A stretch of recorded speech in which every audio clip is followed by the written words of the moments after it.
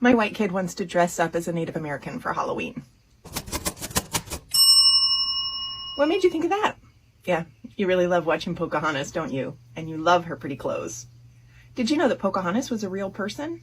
Except that wasn't her real name, and the true story was a lot more complicated than the movie. We can look it up together to learn more about her life and her culture.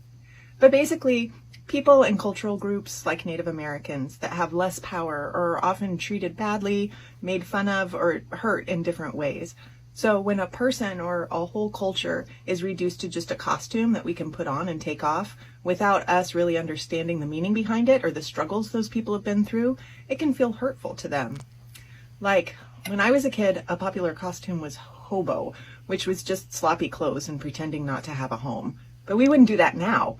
We didn't mean anything bad by it, but it made light of a serious situation without us appreciating how difficult it really is for people who don't have a place to live.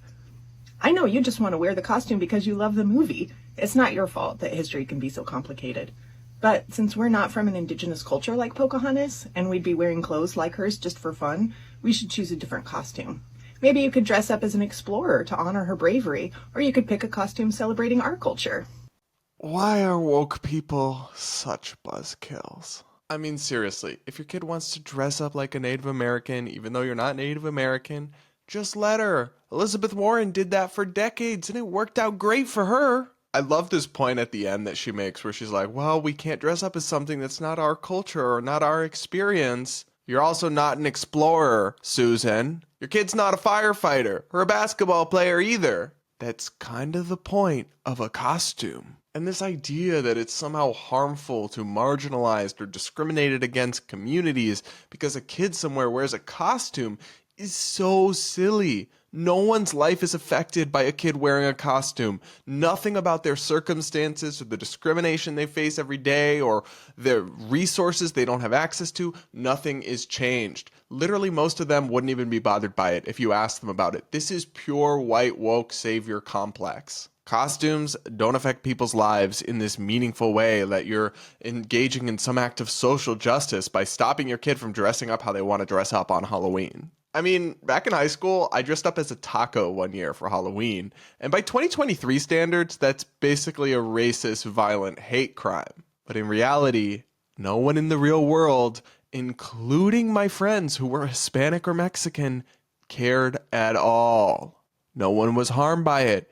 Because it's a costume. More fundamentally, I mean, while there is a degree of sensitivity that's needed, I mean, obviously you shouldn't be dressing your kid up in blackface or yellowface. You can be sensitive about how you approach these things.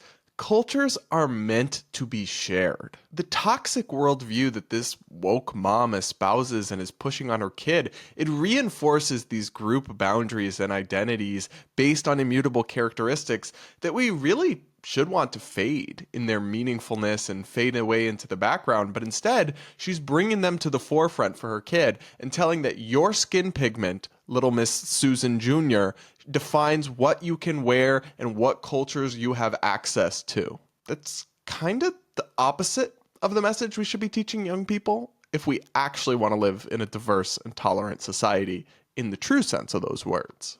Anyway, I'm just so glad I'm not growing up now in 2023 because they really have sucked all the fun out of being a kid anymore.